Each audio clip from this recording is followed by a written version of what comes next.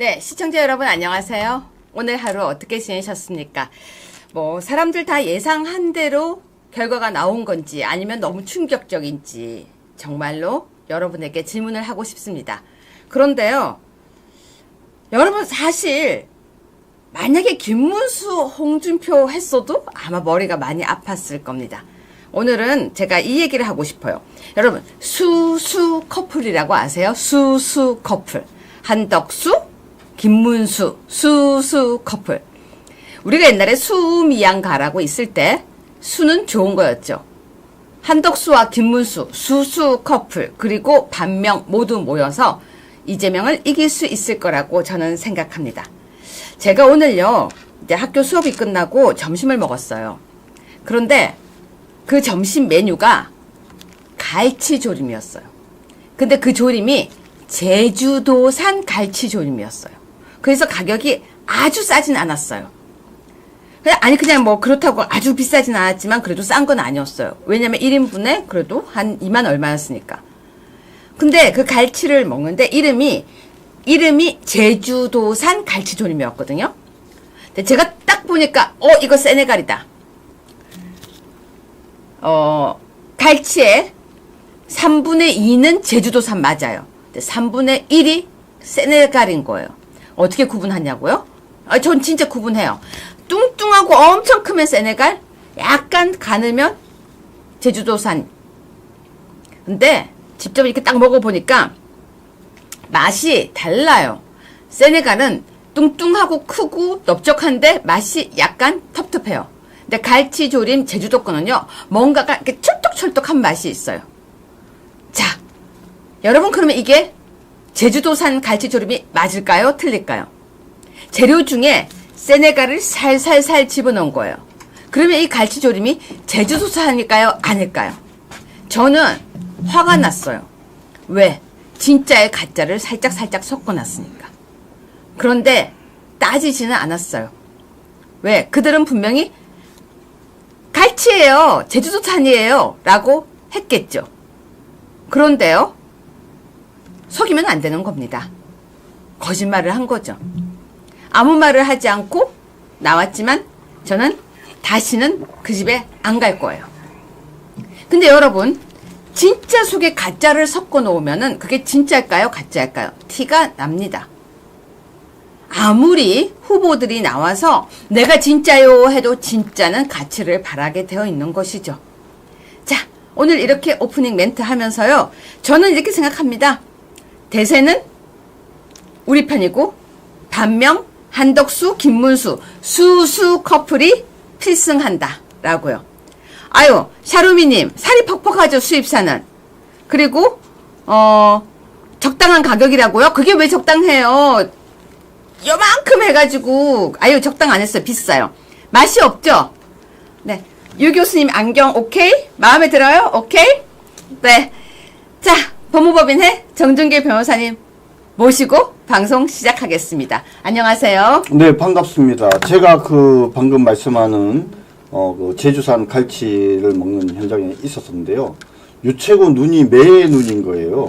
딱 보더니 이게 두툼하고 큰 갈치를 딱 보더니 이건 제주산 아니라 그러더라고요. 그 이유가 뭐냐 이렇게 물어봤더니 제주산 갈치는 저렇게 두툼한 게 없다. 딱 보아하니 세네갈 같다. 두 번째는 근데 왜 이거 제주산 갈치인 줄 알고 사서 산 건데 왜 갑자기 이게 여기에 세네갈 게 들어오냐. 이거 좀 뭔가 과장 허위 광고 같다.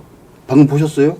뭐요? 5월 1일 날 지금 선고한다는 거요? 예, 방금 이재명 선고. 사람들이 네. 이재명 선고 1일 선고래요. 이재명 선고랍니다. 근데 이게 지금 뭐 선고예요? 대법이에요? 대법원 선고 아닙니까? 한번 확인 좀 해주세요. 정 변호사님이 검색하시는 게 더 빨라. 아니면 PD님 검색 좀 해주세요. 저희도 지금 여러분 빠라빠라빰 지금 난리가 난 것 같습니다. 제가 볼 때 이재명 선고가 지금 잡혔다면 여러분 지금 이재명 선고 뭐 잡혔는지 검색해 주세요. PD님도 검색해 주시고요. 방금 속보가 지나갔어요. 그리고 저기 댓글이 지나갔어요. 매달 1일 오후 3시 이재명 선거법 사건 대법원 선고.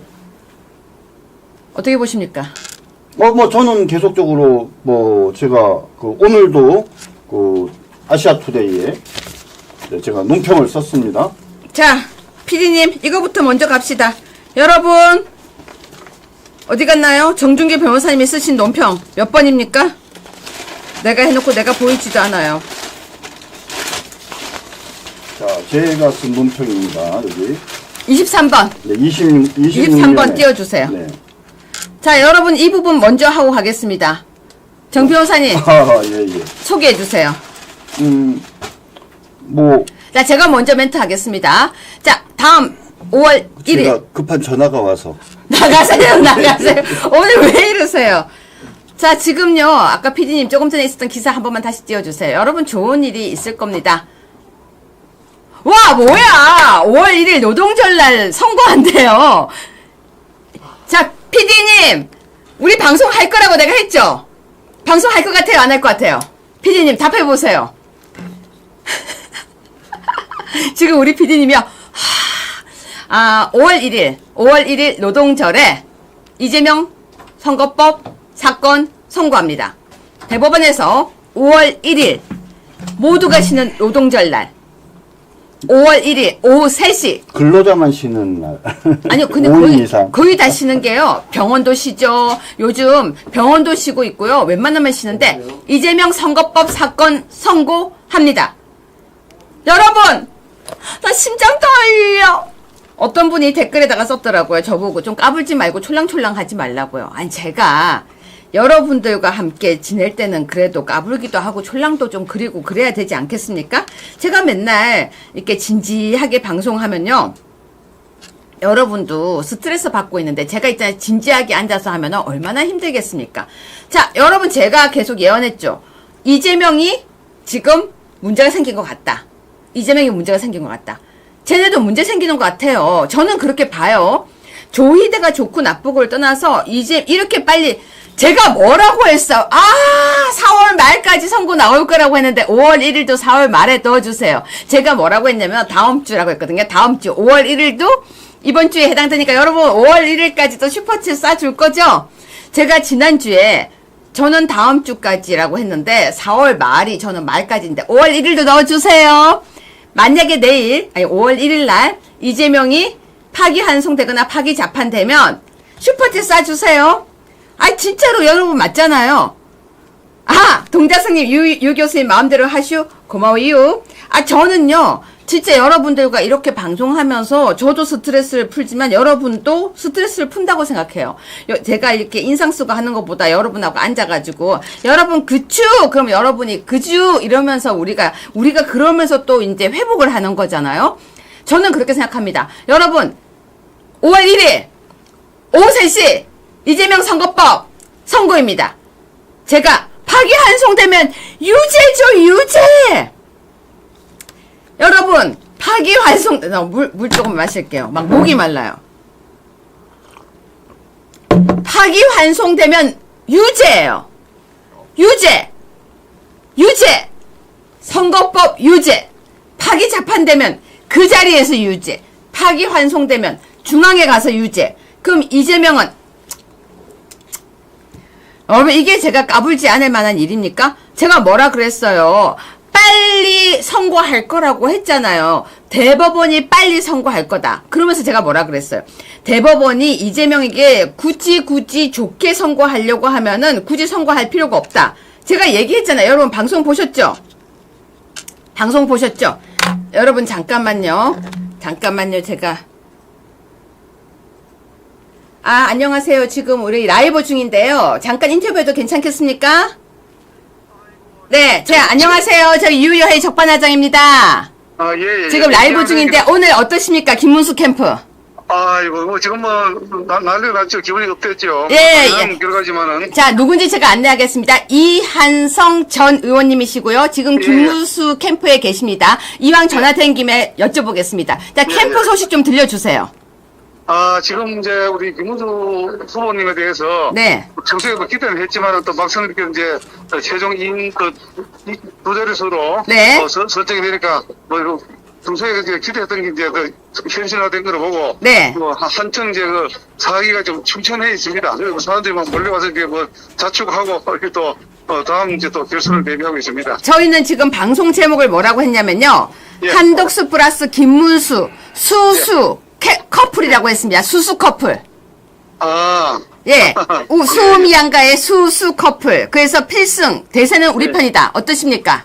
뭐 좋습니다. 예, 예. 네. 지금 그래서 방송하는 도중에 전화가 와서 이왕 전화 온 김에 제가 이완성 의원님한테 지금 바로 여쭤보는 거예요. 그래서 아이고, 김문수 후보님은 지금 기분이 어떠시다고 하십니까?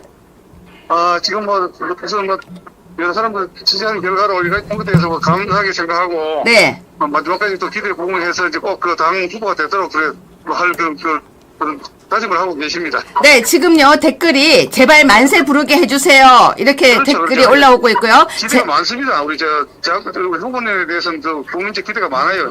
네. 이렇게 훌륭한 후보가 없기 때문에 네. 정말 참 가난 사람들을 대변하고 네. 몸소 참 그렇게 연구대학까지 나와서도 바닥 인생을 살았던 그래서 드디어 대통령 후보에 오르는 데 대해서 국민적인 기대감이 대단합니다 지금요. 네, 그래서 김문수 꼭 승리하시기를 간절히 응원합니다. 제가 한마디 하고 싶은데요. 정말 네. 우리 김문수 꼭 당선돼가지고 대한민국을 잘 이끌고 거기서 말씀하세요. 사회가 되기를 진심으로 기대하고 있습니다. 예, 근데 이한성 의원님 저 정준길 변호사인데요.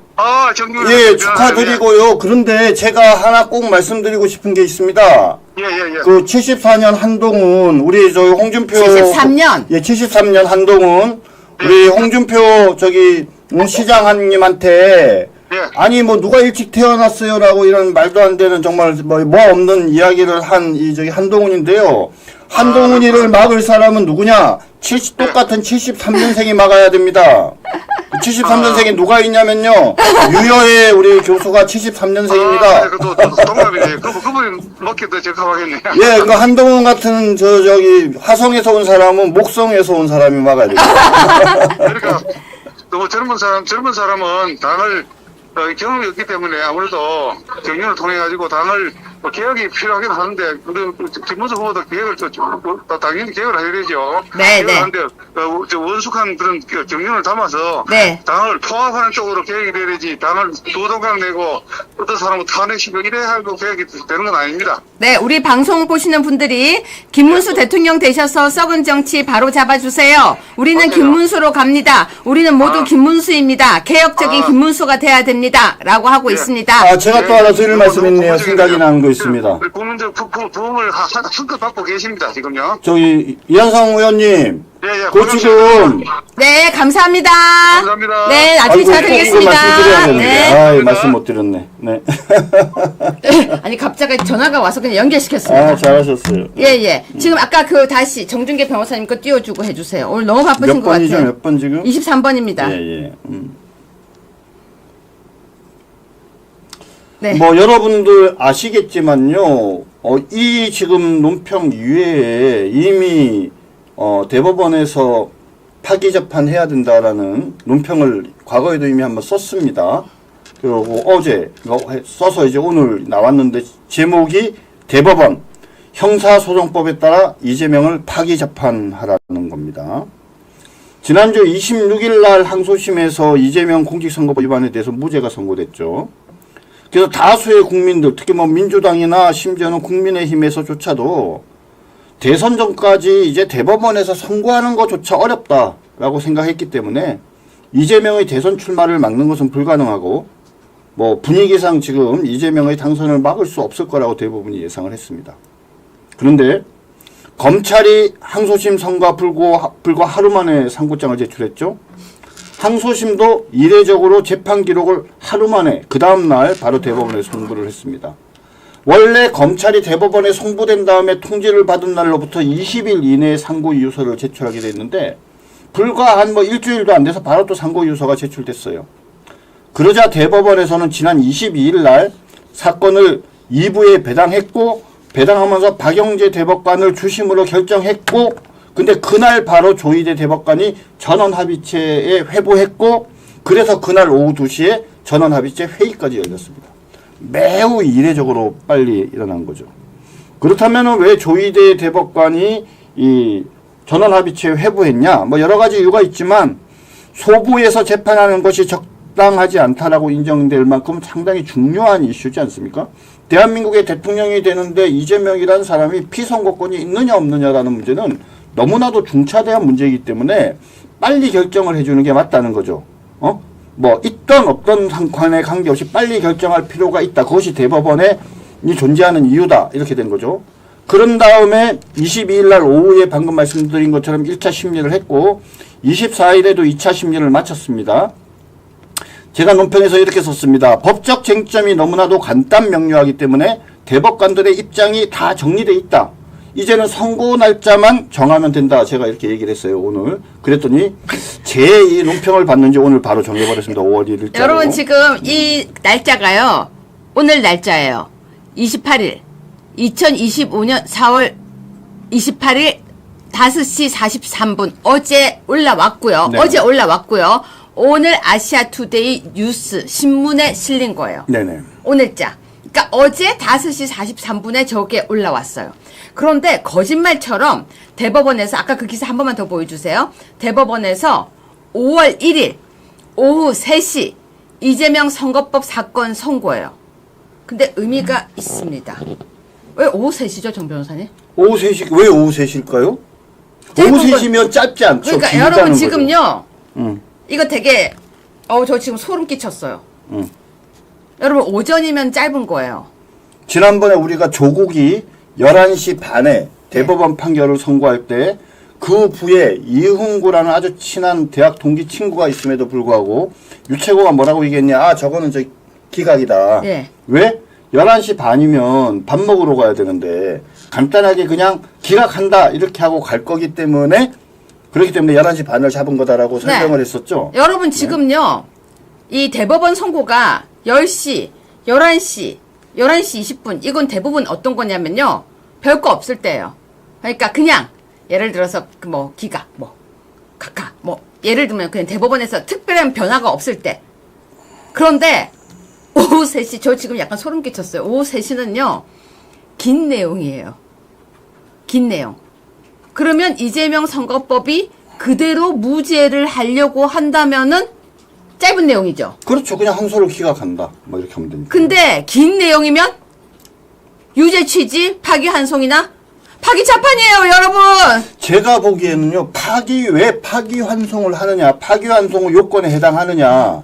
지금 뭐냐면 법리적으로 얘기하면 이제 파기환송이 가능하냐? 형사소송법에 파기환송 규정이 있어요. 어떤 경우에 파기환송을 할 수 있느냐? 더 이상 증거조사를 할 필요가 없는 사건. 이 사건이 대표적인 경우예요. 그렇기 때문에 파기환송을 할 수 있는데 지금 대부분의 사람들이 무슨 얘기를 하냐? 아니 대법원은 법률심이잖아. 법률심. 그럼 만약에 무죄를 다시 유죄로 바꾼다면 양형을 다시 해야 되지 않아요? 양형 부분에 관한 판단을 해야 되는데 대법원에서는 양형 판단을 할 수 없으니까 만약에 유죄로 바꾼다 할지라도 파기환송을 해서 다시 항소심에서 양형을 정하게 하는 게 맞는 거지라고 주장을 해요. 그런데 제가 분명히 말씀드리지만요. 적극적으로 양형을 정하는 것은 아니지만 항소심을 뭡니까? 무죄를 파기하면 뭐가 남아요? 1심이 남잖아요. 그러니까 1심 형량대로 그냥 그대로 선고를 하면 대법원이 아무런 실질적으로 뭡니까? 양형에 관한 판단을 하지도 않으면서 그대로 1심 판결을 선고해서 집행유예로 판결을 확정할 수 있기 때문에 아무 문제도 없어요.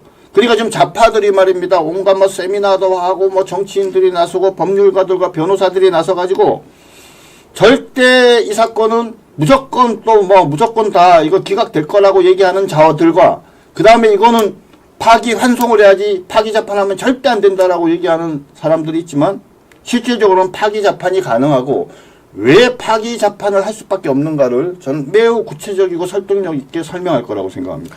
자, 여러분, 저 지금요 계속 제가 제 자신이 소름이 끼쳐요. 왜냐면 평론을 잘 하는 사람은 어쨌거나 미리 잘 예견을 해야 되거든요. 근데 제가 분명히 여기 우리 방송에서 정 변호사님과 함께 24일 하고 이렇게 계속해서 심리를 하는 걸 보니까 다음 주면 선고한다. 다음 주면 선고한다. 그런데 그 다음 주가 이번 주예요. 다음 주면 선고한다 그러는데 정 변호사님이 오죽 답답했으면 글을 썼어요. 근데 그 글이 올라가고 난 뒤에 갑자기 선고로 잡은 거예요. 여러분 아니 뭐 누가 읽어봐도 제가 쓴 글이 그쵸 조목조목 정말 맞는 말이다. 무릎을 탁 치게 하는 맞는 말만 적어 놓으니까 저는 대법관들이 읽어보고 결심을 했다고 생각합니다. 근데 저는 이건 제 자랑이에요. 제가 그랬거든요. 덕수형을 부른다. 우리는 덕수영을 부른다. 그랬더니 갑자기 덕수영 출마한다는 거예요. 이럴 때 되게 쾌감이 와요. 왜? 제가 글을 썼거든요. 덕수영을 부른다고. 그 글을 딱 썼더니 갑자기 덕수영이 출마할게. 이러니까 내 글을 읽었나 봐. 교묘하게 그렇게 돼요. 그런데 이걸 딱 보니까 갑자기 정 변호사님 글이 올라가고 나니까 1일날 대법원이 선고를 해. 근데 오전에 선고하면은 대부분이 그냥 간단한 거예요. 근데 오후 3시? 이거 파기자판? 자, 여러분 약속하셨습니다. 파기자판이나 파기환송이 되면 슈퍼챗 쏴주기 저하고 약속하셨어요. 이건 되게 분위기가 그래요. 자, 그럼 만약에, 자, 정 변호사님, 네. 만약에요, 이재명이 파기자판 되면 이제 상황이 어떻게 됩니까? 아니, 파기자판이 된다는 건요, 거기서 대법원에서 끝이에요. 그러니까 이제 어떻게 되는 거예요? 그러니까 뭐냐면, 저들이 원하는 거는, 박지원은 그렇게 얘기하잖아요. 이건 무조건 기각이다. 기각되면 이제 더 이상 뭡니까? 요번 적어도 대선에서 이재명의 피선거권에 관한 이슈는 더 이상 없는 거죠. 당장. 그죠? 그런데 만약에 파기자판을 해서 유죄가 확정돼서 벌금 100만 원 이상의 형이 선고되는 거로 확정된다면은 그럼 뭐예요? 피선거권이 없는 거예요. 저 좌파들이 뭐라고 얘기했습니까? 우리 정광훈 목사님 피선거권 없는데 무슨 대선 출마야? 막 이러고 난리 피웠잖아요. 그죠? 자, 그러니까 여러분, 자, 정 변호사님 방금 말씀드렸죠? 이번에 파기자판이 되면 피선거권이 없어서 선거 못 나와요? 당연하죠. 이재명이 후보가 안 되는 거예요? 그럼 만약에, 토미리스님 감사합니다. 그건 만약에요, 정 변호사님. 네. 파기환송되면. 이제 여기서 약간 애매해요. 그러면 복잡해지죠. 보세요. 예, 이거 되게 애매해요. 여러분 이제. 파기환송이 되면 파기환송의 의미는 뭐예요? 유죄 취지의 파기환송이잖아요. 그러니까 다시 중앙에서 다시 재판해야 그러면 되잖아요. 항소심으로 다시 가게 되는데, 자, 그럼 어떤 문제가 있어요? 항소심을 바로 선고를 하면, 그렇죠? 등록 전까지 바로 선고를 해버리면, 그래 또 대법원 있잖아요. 그러면 계속적으로 그 문제가 생기는 거예요. 그러면 우리가 대통령이 혹시라도 이재명이 만약에 대통령이 됐어요. 그러면 야, 저 사람은 뭡니까? 재판을 일부러 질질 끌어서 대통령이 된 사람이니까 정당성이 있어요, 없어요? 누가 그 사람을 대통령으로 임명을 하겠냔 말이에요. 그죠? 이런 문제가 생기기 때문에 저는 대법원에서 이번에 고뇌청 결단을 할 거라고 생각합니다. 권력분립, 상권분립 하에서 국가원소이자 행정부의 수반인 대통령의 피선거권이 있느냐 없느냐에 관한 판단 문제를 신속하게 하는 것은 우리가 지금 대한민국의 어떤 권력분립과 법치주의가 제대로 자기 역할과 기능을 하기 위해서 반드시 필요하다. 그렇기 때문에 대법원이 적극적으로 나서서 결단을 내려야 된다. 헌법재판소가 뭡니까? 윤석열 대통령이 탄핵에 대해서 결단을 내리듯이 대법원이 나서서 이재명의 어떤 피선거권에 대한 판단을 최종적으로 종국적으로 해줘야 된다. 더 이상 시간을 끌지 말고. 그래야 이후의 대선에서 제대로 뭡니까? 절차대로 되는데 한 가지만 더 말씀드리면요. 만약에 말입니다. 이재명이가 대법원에 민주당 후보로 해서 등록을 했어요. 그랬는데 이것이 지금 항소심에 갔어요. 근데 항소심에서 빨리빨리 진행이 돼가지고 항소심에서 지금 만약에 유죄 취지로 선고가 됐어. 그래서 대법원 판결이 계속 진행이 돼가지고 결국은 뭐냐면 나중에 대선하기 전에 갑자기 말입니다. 유죄 100만 원 이상 확정이 됐어. 그럼 어떻게 돼요? 민주당은요, 국회의원 후보가 대통령 후보가 없어지고 날아가는 거예요. 대통령 후보가 없어져 버린다니까요. 그러면은 민주당 입장에서 얼마나 당황스럽겠어요. 있을 수 없는 일이 벌어지고 그만큼 불확실한 상황들이 벌어지면은 어떤 결론이 나든지 관계없이 그 어느 쪽의 국민들도 뭡니까? 동의할 수 없는 상황이 벌어질 수밖에 없는 거죠. 자, 우리 박경련님, 토미리스님, 미리 슈퍼챗 감사합니다. 근데 제가 정 변호사님 하신 말씀에 또 하나를 더 보태자면요. 여러분, 아까 제가 정 변호사님과 했던 대화가 하나 있어요. 대한민국을 하늘이 사랑하면, 이거는 그냥 대화예요. 대한민국을 하늘이 사랑하면 이재명을 날릴 것이고, 하늘이 대한민국을 포기하면 이재명을 대통령 되게 할 거라고 얘기를 했었어요. 근데 갑자기 이런 문제가 확 생기니까, 근데 여러분 봐봐요. 대법원을 믿나요? 또 속을래요? 하시는 분도 계신데, 저는 대법원에서 제가 근무를 해봤지만 나름 대법원의 대법관들은 자존심이 되게 세신 분들이에요. 헌재에서 저렇게 대한민국을 대통령을 탄핵시키는 걸 보면서 이건 막아야겠다고 생각할 수도 있는 분들인데 제가 약간 걱정하는 게 하나가 있어요. 그게 뭐냐면 이재명의 재판 판결이 대법원에서 있었던 선고에 영향을 받아서 했다 울라불라 하는 딱 하나의 기사였어요. 그게 제가 되게 불안해하는 기사예요. 맞아요. 제가 솔직하게 얘기할게요. 그 기사를 보니까 좀 불안은 했었어요. 그런데 제가 볼 때 굳이 그렇다면 이 사람들이 굳이 선고까지 지금 할 필요가 없어요. 이렇게 빨리 선고할 필요가 없어요. 그래서 부정적인 말 하지 말고 그래도 5월 1일까지 하늘이 대한민국을 살려줄 거라고 생각하자고요. 오늘도 되게 일들이 많았어요. 정말 일들이 많았는데 갑자기 저희가 방송한다고 딱 앉았는데 선고 잘 잡히는 바람에 30분 내내 지금 그 선고 내용을 지금 하고 있었는데 일단 이렇게 정리하겠습니다. 저는요 살아가면서 요만큼의 빛이 들어오는 구멍이 있다면 그 구멍을 커질 때까지 계속 뚫어서 그 빛이 들어오도록 하는 스타일이에요. 막 있잖아요. 정말 필요 없어 또 속을 거야 이렇게 하지 말고 잘 될 거야 며칠 동안 그래도 기대를 가지고 희망을 가지자고요. 저는 그렇게 생각합니다. 아니 근데 저는요 그러니까 이재명이가 뭐 저쪽에 후보로 나와도 저는 우리가 이긴다고 생각해요. 보수파가 이번 선거를 이긴다고 생각을 하는데 아무튼 이재명이가 저렇게 불안정한 지위에 있는 상황에서 피선거권이 있네 없네라는 그런 불필요한 우리가 논란을 하지 않게 하기 위해서 우리가 어떻게 보면 배려해 주는 거예요. 야, 그 이재명 피선거권에 혹시 문제 있을 수 있으니까 정리해 줘. 그래, 그래서 이재명 나와도 된다라고 정해 주시면 아유 얼마나 좋아요. 이재명 약점 많은 후보 얼마나 좋습니까? 그리고 만약에 이재명이 아니면 야 그럼 둘 중에 너희 남은 둘 중이냐 누구라도 그럼 누가 나올 건지 정해. 우리가 시간 줄게. 라는 여유 있는 모습을 보여주는 과정이 돼야 된다라고 생각을 하거든요. 그런 측면에서 5월 1일 날 어떤 결정을 내리는지는 제가 보기엔 그렇게 중요한 문제는 아니다. 진짜 우리에게 중요한 문제는 뭐냐? 자, 이제 2명으로 압축됐지 않습니까? 1명으로 제대로 잘 뽑은 다음에 그 다음에 5월 2일 날 지금 이제 출마 선언을 할 것으로 알려져 있는 한덕수 총리와 그레이트 빅 텐트를 제대로 만들어 가지고 그래서 뭡니까? 이번 대선을 승리로 이끄는 멋진 전략을 실행해 나가는 것이 중요하다. 그래서 결론적으로 다시 말씀드리면 지금 저쪽에 이재명이가 피선거권이 있냐 없어지느냐는 별로 중요한 문제 아니에요. 대신 빨리 좀 정해라. 머리 복잡하니까. 이렇게 생각하는 게 맞습니다. 자, 그리고요. 저는 10번이고 20번이고 이야기할 수 있습니다. 대법원이 헌법재판소보다 훨씬 더 자존심 세고 명예롭고 긍지를 갖고 있다고 저는 생각해요. 그래도 그렇게 믿고 싶어요. 대법원까지 훅 갔다고 저는 그렇게 생각 안 할래요. 그래도 제가 잠시라도 몸담았던 대법원 그곳이 대한민국을 살리고 정의를 실현한다고 저는 생각합니다. 그래서 제가 말했던 대로 파기재판과 파기환송이 나오면 여러분 슈퍼챗 쏴주기로 한 약속은 지켜주세요. 왜? 저도 슈퍼챗 폭탄에 한 번만 빠져보고 싶어요. 아무튼 오늘 되게 많은 일들이 있었습니다. 정말 많은 일들이 있었습니다. 사실은 이 얘기부터 하고 가려고 했었는데 어떻게 하다 보니까 지금 그랬는데요. 오늘 아까 PD님 지금 그걸로 해주세요.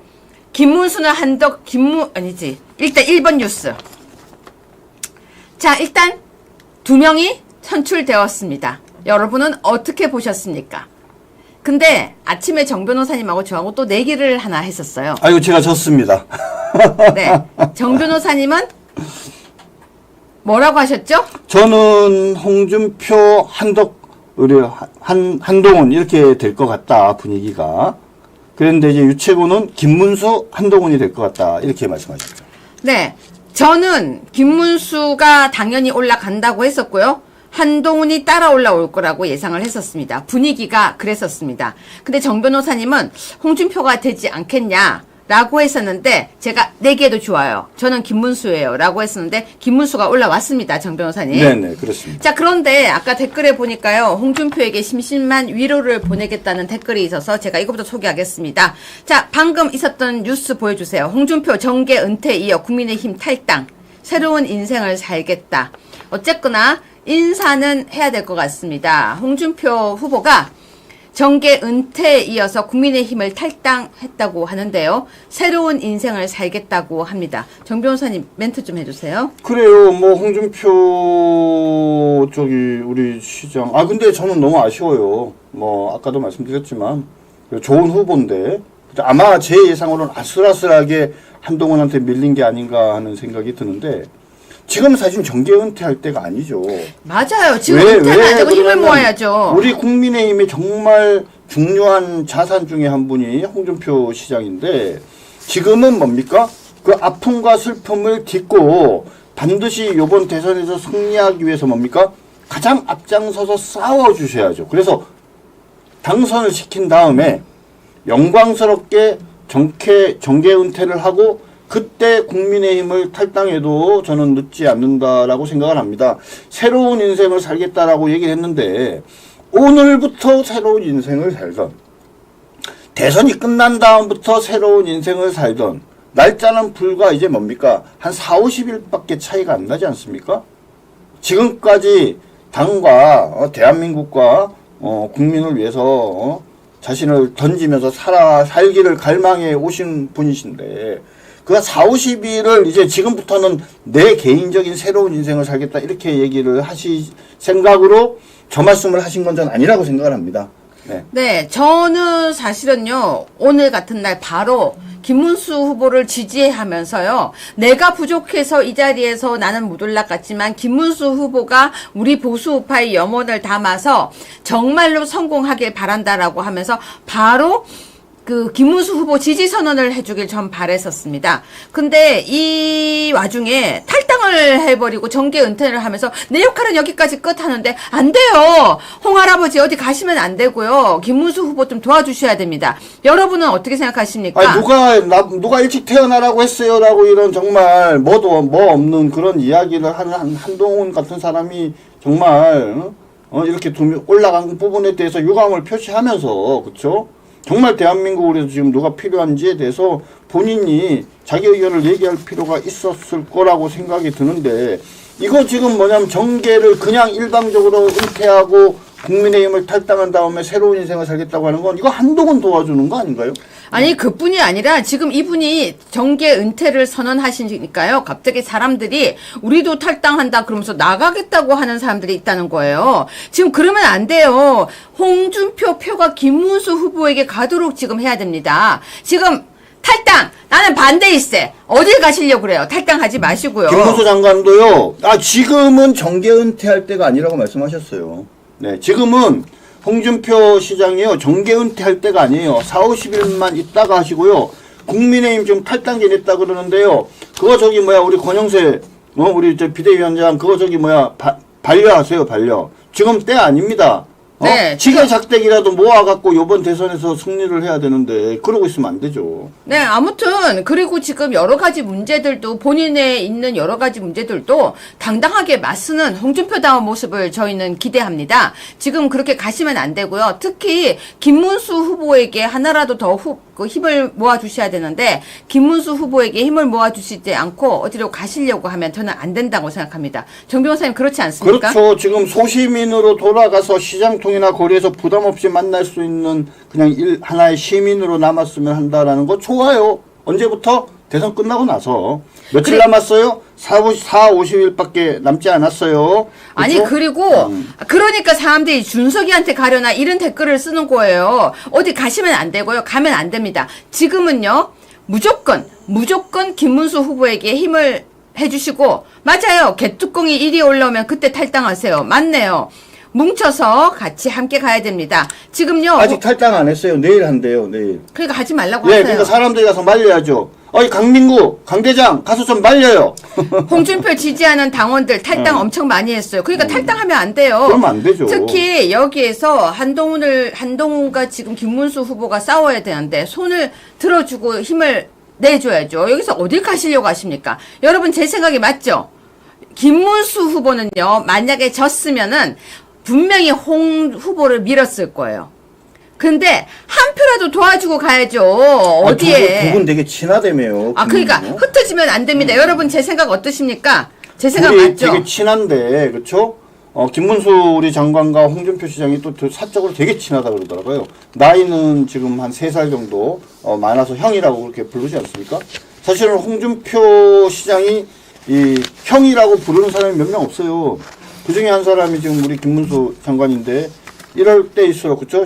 정말 이심전심으로 도와줘야 될 시점에 정계 은퇴 이야기하고 국민의힘 탈당하고 새로운 인생 살겠다 그러면서 일개 시민으로 돌아가겠다. 좋습니다.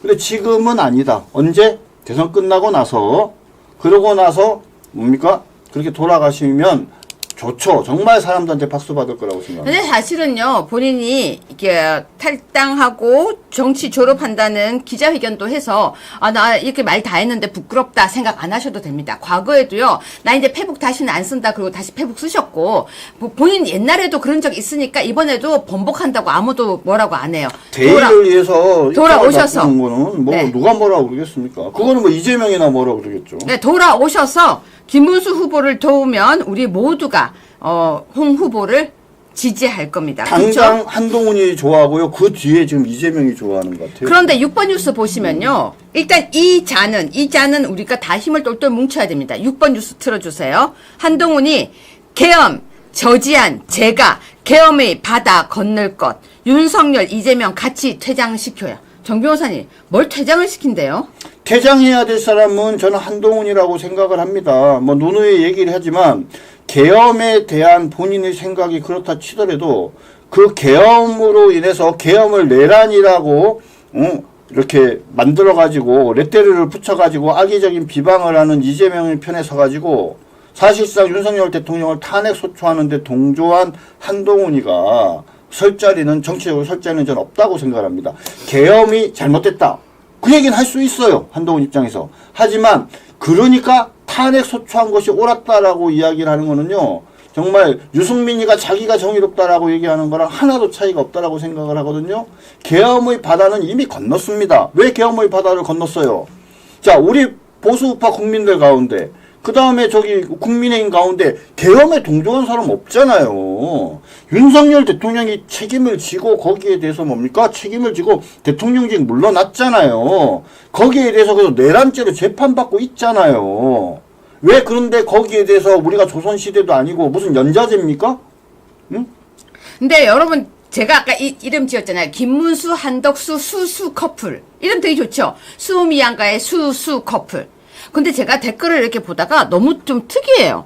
제가 분명히 지금 홍준표 후보에게 어디 가지 말고 김문수 후보를 도와달라. 우리가 다 막아야 된다. 이렇게 얘기하는데 저보고 왜 비꼬지 말라 그래요? 아니 여러분, 제가 홍 후보를 비꼬았어요. 지금요. 어디 가시냐고. 가지 말고 지금 우리가 힘을 모아서. 지금 방금 한동훈 말하는 거 봐요.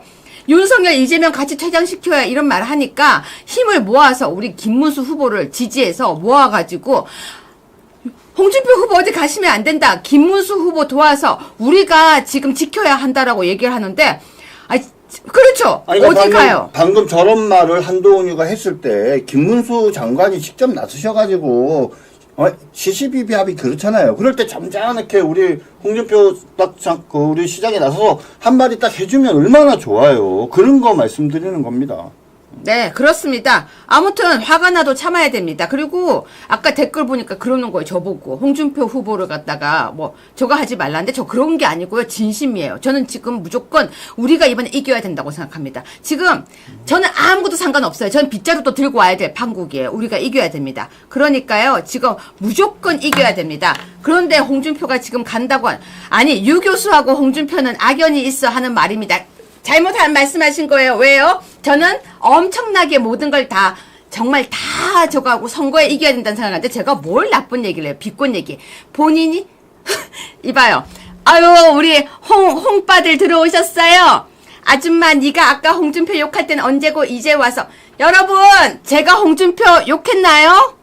네. 지금 이제 저런 걸 다 다 지워야 됩니다. 저는 진심으로 얘기합니다. 김문수 후보 무조건 1등 해야 됩니다. 어디 가시냐? 맞죠? 여러분 지금요 무조건 김문수 후보 만들어야 돼요. 홍준표 후보 어디 가지 마세요. 무조건 김문수 후보 만드는데 동참해 주세요. 진심으로 얘기합니다. 홍준표 시장이 마지막에 정치를 표표히 떠나면서 정말 사랑받고 좋은 기억에 남기 위해서는 이렇게 그냥 아이고 나는 이제 저기 개인으로 돌아갈란다, 나는 갈등 이런 거 더 이상 안 할란다 이러면서 딱 손 털고 가는 게 아니라 확실하게 우리 쪽 후보를 뭡니까 대통령으로 만들어 놓고 나서 이제 내가 되고 싶었지만 내가 못됐다 하지만 우리 쪽 사람을 대통령으로 만들고 이제 나는 뭐 정계 은퇴하겠다 이렇게 얘기하면 제가 보기에는 우리 보수 우파의 가장 큰 어른으로 남을 수 있다라고 생각을 합니다. 그런 모습으로 우리 홍준표 시장이 남을 수 있도록 지금 오늘 하신 말씀 다시 한번 좀 잘 재고해 주셨으면 좋겠습니다. 그럼요. 아무튼 제가 같이 힘을 모아서 같이 나가자고 하는데도 제가 비꼬다고 하는 걸 보니까 이런 생각이 듭니다. 너 한동훈 빠냐? 자, 아무튼 좋은 소식 또 하나 보여드리겠습니다. 7번입니다. 7번. 저 너무 기분 좋은 뉴스예요. 덕수형 헌법재판관 지명 금지 헌재법 개정안의 거부권 행사. 정 변호사님 어떻게 보십니까? 너무 당연한 거죠. 그러니까 예를 들자면 지금 대통령에 대한 탄핵 소추가 진행되고 있는 시점에서는 권한대행이 뭔가 권한을 좀 소극적으로 신중하게 해야 된다. 그거는 뭐 일리가 있을 수 있어요. 근데 지금은 뭡니까? 대통령이 탄핵 당했고 대통령 권한대행이 사실상 대통령 역할을 하고 있는 상황인데 그때도 뭡니까? 60일 이후에 대통령이 결정될 때까지 아무것도 하면 안 되고 그냥 소극적으로 했어야 된다? 도대체 대한민국 헌법과 법률에 그런 얘기가 어디 있습니까? 그래서 권한대행, 대통령에 대한 탄핵이 확정된 이후에 대통령 권한대행의 직무에는 제한이 없다라고 보는 게 맞고요. 그렇기 때문에 그거에 정면으로 반하게 대행이 헌법재판관 지명을 금지하는 헌법재판소법 개정안에 대해서 거부권을 행사한 것은 또 너무나도 당연하다 그렇게 생각합니다. 근데 너무 재밌어요. 지금 제가 댓글 보다가 막 웃음이 터졌어요. 제가 홍준표한테 언제 표 구걸한다고 말을 했어요. 내 귀에 캔디인가 봐요. 딴 말이 막 들리나 봐요. 아무튼 저는 그래서 홍준표는 표를 너무 많이 줘서 그래서 좀 당선되기 어렵다고 제가 우스갯소리를 한번 한 적은 있죠. 구걸했다는 얘기가 아니 그러니까 제가 말한 것도 아닌데 근데 너무 재밌어요. 제가 댓글 오늘 본 재미가 되게 표를 좋네요. 판 것보다는 표를 준 게 낫잖아요. 아니 아줌마 구차하다 이제 와서 홍준표 찾니? 찾죠. 홍준표가 아니라 지게자루도 찾아요. 저 지금 뒷마당에 있는 빗자루도 찾고 다 찾아요. 다 모여라. 홍준표 시장이 옛날에 대선 후보 때 그랬어요. 대선에서 이기려면은 지게 작대기라도 모으고 거기에다 인사해야 된다라고 본인이 얘기했어요. 그러니까 당연히 그렇게 해야죠. 저는 그래서 나가지 말라는 거예요. 김문수가 이재명 절대 못 이긴다고요? 이길 수 있어. 여러분 우리 한번 오랜만에 응원 한번 할까요? 여러분 김문수 후보가 한덕수 후보와 합치면 이재명을 이길 수 있다고 생각하나요? 못 이긴다고 생각하시나요? 이길 수 있다고 생각하면 오랜만에 하트 한번 띄워주세요. 하트 한번 띄워주세요. 저는 이길 수 있다. 이길 수 있다. 자, 저는 이길 수 있다고 봅니다. 자, 그러면요. 지금요. 그래서 한덕수 대행은 어떻게 나오고 있느냐라고 하는데요. 12번 보여주세요. 12번. 한덕수 출마 때는 이재명 거짓말 대응팀을 만든대요. 정 변호사님 이거 뭐죠? 이거 네거티브 대응팀이라 그래서요. 원래 이 대선 캠프에서 가장 중요한 게 이 네거티브 대응팀입니다. 그렇죠? 그러니까 지금 뭐냐면 네거티브 대응팀은 두 가지인데 하나는 그러니까 우리 후보를 공격할 때 거짓으로 공격할 때 거기에 대응하는 방어적인 의미의 대응팀이 있고요. 그 다음에 뭐냐면 포지티브한 네거티브 대응팀이 있는데 그거는 뭐냐? 예를 든다면 이재명이가 지금까지 말을 바꾸거나 거짓말을 하거나 문제 있는 발언을 하거나 이런 부분들을 싹 정리해서 뭡니까? 필요할 때 하나하나씩 뽑아갖고 쓰는 거죠. 그래서 그런 이재명 거짓말 대응팀을 만든다. 라고 하는데 아주 좋은 전략이라고 생각합니다. 네, 여러분 저는요 이 전략 보고 너무 마음에 들어요. 이재명 거짓말 대응팀을 만든대요. 그런데 5월 1일 날 지나고 나면 어쩌면 이재명 거짓말 대응팀을 만들 필요가 없을 수도 있습니다. 그렇죠. 여러분 너무 우월하지 마세요. 부모 여러분 지금요 우울할 틈이 없습니다. 일단 2명 후보 정해졌고요. 2명 후보에서 어쨌거나 우리가 믿는 후보가 되도록 해야 되고요. 아우 진짜 2명 중에서 한 사람 많이 사랑하자고요. 그런 다음에 이재명 후보 안 될 수 있어요.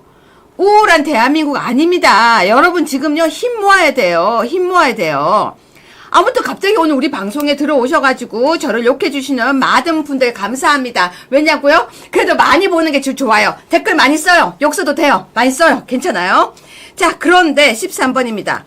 박지원이 한덕수가 제2의 반기문이 굉장히 언짢아해. 왜 욕할까요? 바로 한덕수가 무서우니까 그러는 거예요. 그쵸? 예, 근데 제가 분명히 말씀드리지만 한덕수와 반기문과 한덕수는 전혀 다릅니다.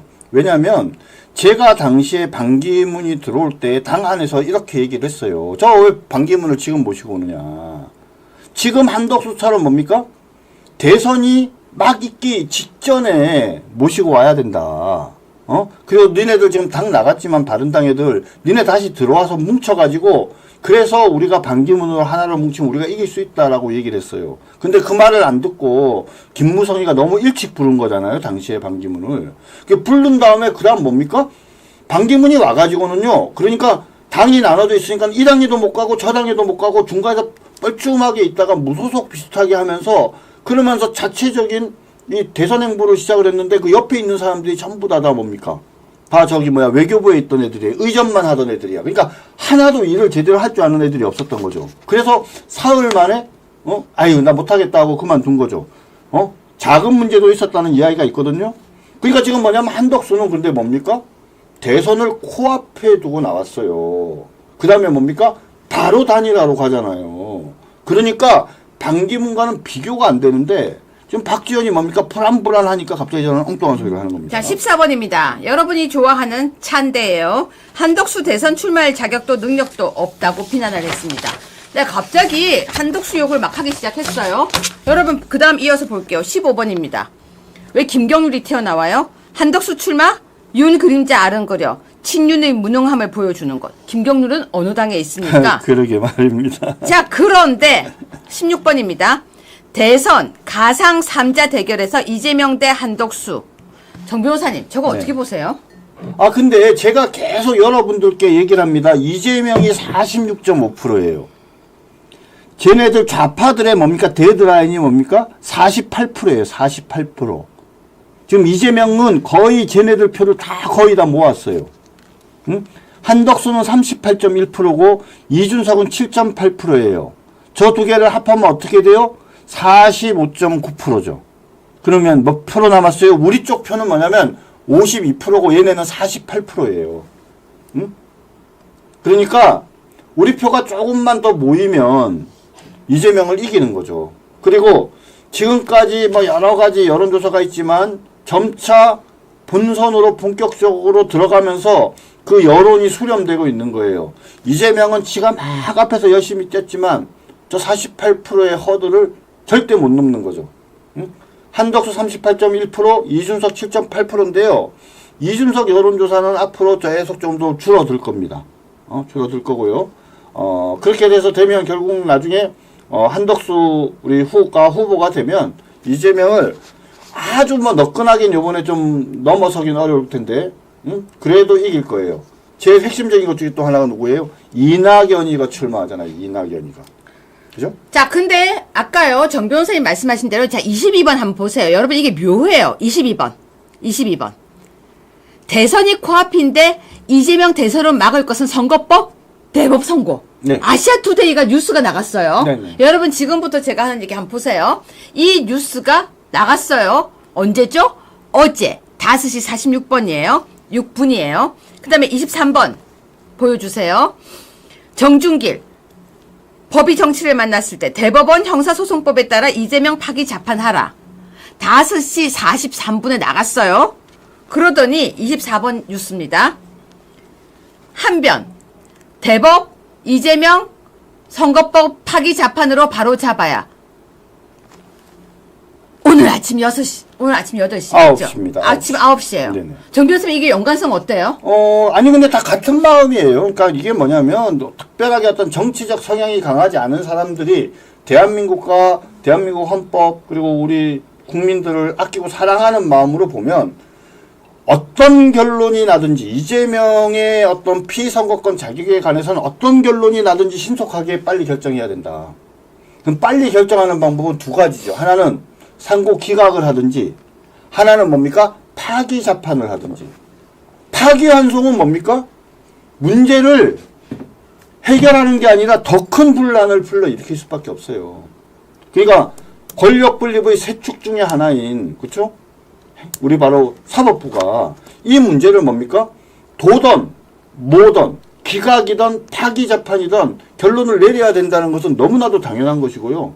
그러한 어떤 생각들이 모이다 보니까 어제 이제 뭐 기사에 제 논평에 또 한변의 또 저기 입장문 발표에 이런 것들이 모아졌고 그래서 오늘 전격적으로 대법원에서 5월 1일로 판결 선고일자를 잡았죠. 판결 선고일자도 오늘 며칠이죠? 4월 29일이에요. 그러면 판결 선고는 불과 며칠 후에요? 이틀 후에요. 이틀 후. 옛날에 헌법재판소 재판관들이 말입니다.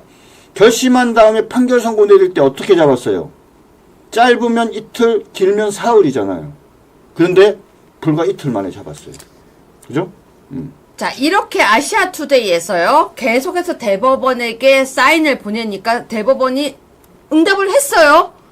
바로 5월 1일 선고를 3시에 한다고 합니다. 네. 아까도 제가 얘기했지만 오전에 선고할 때는 좀 짧은 선고들인데 오후에 선고하는 건 보통 긴 선고거든요. 그러니까 파기 재판이나 파기 환송 같은 것이 아닐까라고 유추를 해볼 수 있는 좋은 상황이다. 그러니까 왜 대법원이 많은 사람들이 예상하는 파기 환송이 아니라 파기 재판을 하는지에 대해서도 저는 매우 구체적이고 설득력 있게 설명을 할 거라고 보고요.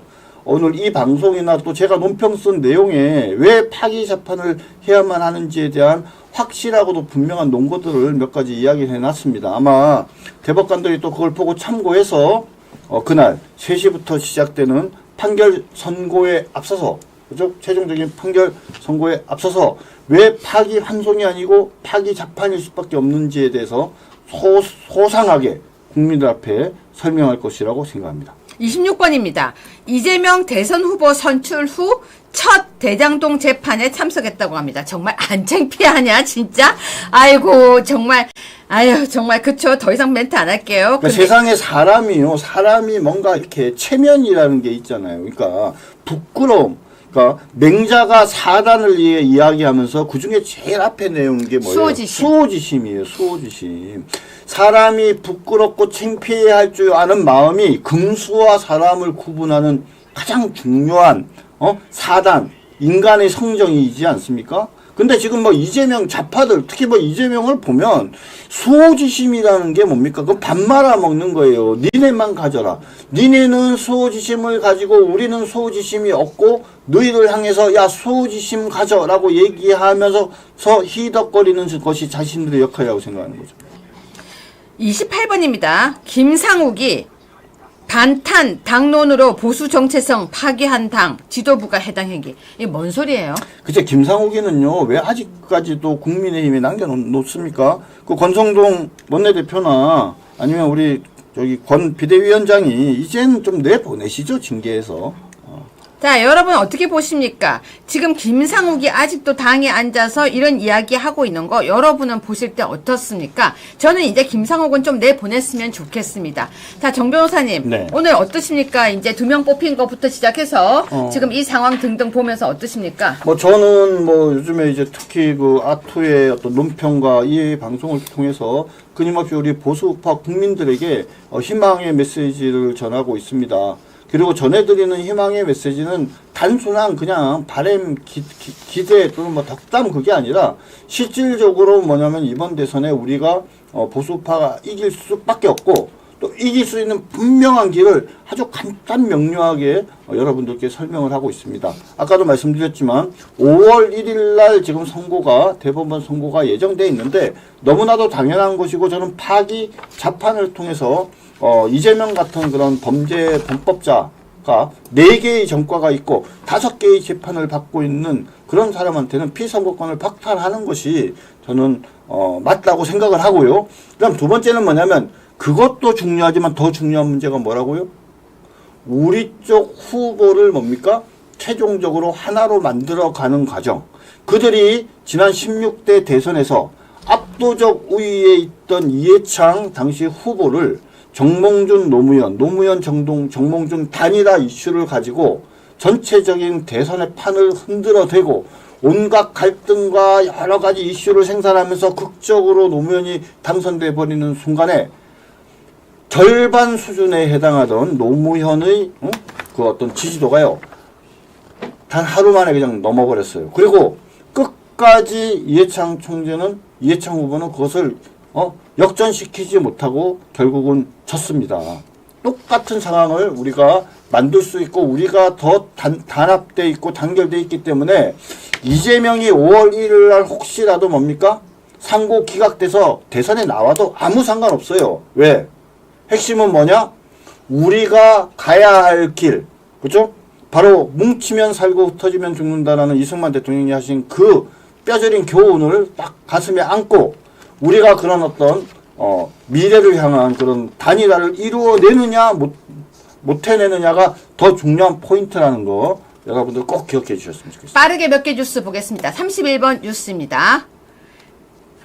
중국인들 대선 투표 유심칩 대란의 부정선거 음모론이라고 하는데요. 황교안 전 총리께서 지금 이 이야기를 하셨습니다. 이번에 SKT 유심칩 대란이 심각합니다. 근데 황 총리께서 부정선거 이거 중국인들 대선 투표하기 위해서 우리 거 싹 한 거 아니야? 라고 했는데요. 30번입니다. 지금 SKT 심각합니다. 유심 해킹 SK 등등으로 했는데요. 대상 대기 시간 64시간. 여러분 혹시라도 지금 아직 유심칩 안 바꾸신 분 계시면 이건 빨리 움직여야 될 것 같습니다. 32번입니다. 통통한 자연산 새우라고 했는데 백종원 결국 경찰 수사 받는다고 합니다. 옛말에 잘 나갈 때를 조심하라고 했는데 정말 백종원 믿고 많이 먹었는데 이러면 안 될 것 같습니다. 자, 33번 뉴스입니다. 이것도 꼭 소개하고요. 내일이나 다시 한번 할게요. 사법부의 AI 활용 재판 혁신. 저 AI 판사 원한다. 저도 찬성합니다. 너무 네. 좋은. 자, 34번 뉴스입니다. 이별을 통보한 여친을 때려놓고 저렇게 많이 때려놓고요. 여러분 얼굴 좀 보여주세요. 아이고 저런. 제가 뭘 잘못했죠? 라고 했다고 합니다. 세상에는요. 이재명 같은 사람들도 많은 것 같습니다. 35번 뉴스입니다. 여러분 저 이거 제일 웃겼어요. 기적의 성수예요. 이걸 마시고 완치됐어요. 제가 이걸 먹었더니 몸이 다 나았어요. 했는데 알고 보니까 하수도인지 수도관인지 터졌던 물이라고 합니다. 기적의 생수가 아니었다고 합니다. 자, 여러분 오늘 기분이 어떠셨습니까? 저는 오늘 왠지 기분이 좋습니다. 한덕수, 김문수, 수수 커플 대한민국을 지켜다오. 제가 원하고 응원했던 후보가 된다는 것은 굉장히 스릴감 있고 좋은 건데요. 원치 않는 하나도 끌려 들어왔지만 힘을 뭉쳐서 떨어내야 돼요. 제가 먼저 태어나라고 했습니까? 에라이 니도 나중에 꼭 당할 거다. 자, 구전녹삼 한 잔 드시죠? 네. 귀한 날 귀한 분을 위한 최고의 선물 구전녹삼. 오늘 애국녹용 구전녹삼 소개해드리겠습니다. 녹용 중 가장 비싸다는 러시아산 아바이스크산 원용의 국내산 최고급 홍삼 약재를 넣어 정성껏 달였습니다. 합성 첨가물을 넣지 않았고요. 평강만의 기술로 황금 배합하여 만든 이 제품은 가정의 달을 마련해서 귀한 분들에게 선물하시라고 아토TV를 통해서 특가 세일 마련했습니다. 0504-0824-2172 구전녹삼이라는 문자 보내시면 전문 상담원이 전화드리겠습니다. 자, 여러분 어쨌거나 끝나지 않았어요. 끝날 때까지 끝난 게 아니에요. 그리고 남아있는 자가 이긴 자입니다. 여러분 우리는 이길 수 있다. 잘할 수 있습니다. 5월 1일 3시 기대합니다. 오늘도 기도하고요. 내일도 기도하고요. 모레도 기도하겠습니다. 어떤 분들이 저보고 너무 까불지 않냐고 얘기하시는데 저는 그래요. 우울하게 방송하는 것보다 기분 좋게 약간 텐션 하는 것이 더 좋습니다. 가끔 좀 불편하시더라도요, 우리 기분 좋게 해요. 기분이 좋아야 좋은 일도 생긴다고 생각합니다. 그리고 오늘 댓글에서도 막 들어와서 어떤 분들이 뭐 오해하고 댓글을 다시는데, 괜찮아요. 미워해도 돼요. 미워하세요. 저 다 받아들여요. 오늘 저를 미워하신 분들, 저한테 욕 쓰신 분들, 그래도 저녁 맛있게 드시고요. 저녁 많이 먹고 뱃살 많이 나오세요. 네, 그리고 저한테 이쁜 글 쓰신 분들은 밥 많이 먹어도 살 절대 안 찔 거예요. 네, 오늘 법무법인 정준길 변호사님과요, 박경련님, 오늘 슈퍼챗 감사하고요, 토미리스님도 감사하고요, 오늘 댓글도 너무 감사합니다. 저는 좋은 일들이 많을 거라고 생각합니다. 오늘 우리 강산 PD님 감사합니다. 여러분 오늘 왠지 기분 좋으니까 인사 크게 할게요. 감사합니다. 감사합니다.